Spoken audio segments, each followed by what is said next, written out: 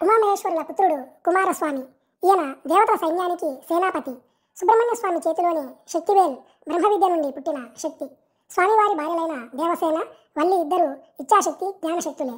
ఈ స్వామి బ్రహ్మవిద్యకు, ఖగోళ, సాముద్రికా శాస్త్రాలకు అధిదేవత. ఈ స్వామివారికి భక్తులు కావడి మొక్కులు చెల్లిస్తారు. కావడి సేవ స్వామివారికి ఎంతో ఇష్టము.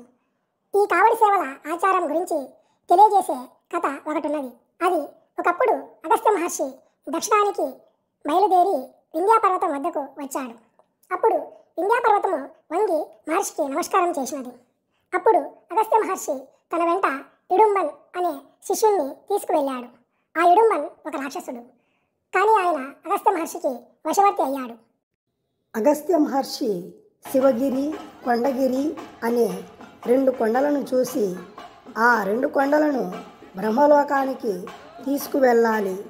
కావడి తెచ్చి ఈ 2 కొండలను కావడి తట్టల్లో ఉంచి పట్టుకొని నాతో రా అని శిష్యుడైన ఇడుంబన్ను ఆజ్ఞాపించాడు. ఆ రాక్షసుడట్లే ఆ 2 కొండలను కావడి తట్టల్లో ఉంచుకొని మహర్షి వెంట నడవసాగాడు. అలా నడుస్తూ వారు పళని క్షేత్రం చేరుకున్నారు. అప్పుడు ఇడుంబన్ ఆ కొండలున్న కావడిని దింపి కాస్త బడలికాగా ఉందని పడుకున్నాడు. ఆ సమయంలో కుమారస్వామి వైరాగ్యమూర్తి అయి ఇంద్రియాలను జయించి కావడిలో ఉన్న ఒక కొండ మీద కూర్చున్నాడు. కాసేపటి తరువాత ఇడుంబన్ కొండలను కదల్చబోగా ఒక కొండ, కార్తికేయుడు కూర్చున్న కొండ కదలలేదు. అది చూసి ఇడుంబన్, ఓయి, నువ్వు కూర్చుంటే కొండ కదలడం లేదు, దిగి అవతలికి పో అన్నాడు. కార్తికేయునికి కోపం వచ్చి, నువ్వెవడివిరా నన్ను పొమ్మనటానికి అన్నాడు. అలా మాట పెరిగి ఇద్దరి మధ్య యుద్ధం జరిగింది. కార్తికేయుడు ఇడుంబన్ని చంపేశాడు.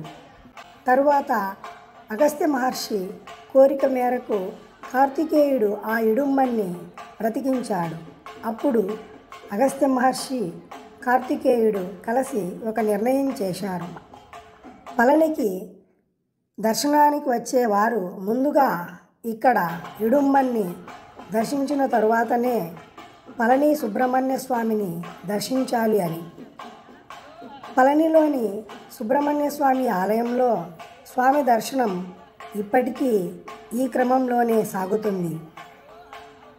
ఇడుంబన్ సేవే కావడి సేవగా ఆనవాయితీగా మారింది. సుబ్రహ్మణ్య స్వామి ఆలయాలకు భక్తులు కావళ్లతో కదిలిపోతూ హరోహర హరోహర అనే నామస్మరణలతో పరవశిస్తూ యాత్ర సాగించి సుబ్రహ్మణ్య స్వామిని దర్శిస్తుంటారు. సుబ్రహ్మణ్య స్వామికి ఈ కావడి సేవ అత్యంత ప్రీతికరమైనది.